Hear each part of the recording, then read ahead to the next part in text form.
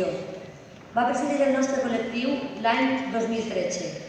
Col·labora en la nostra comissió i ha participat en obres de teatre més destacades de la mateixa. Per tant, no podia faltar avui el llaç afectiu i familiar que amb els nostres falleres té.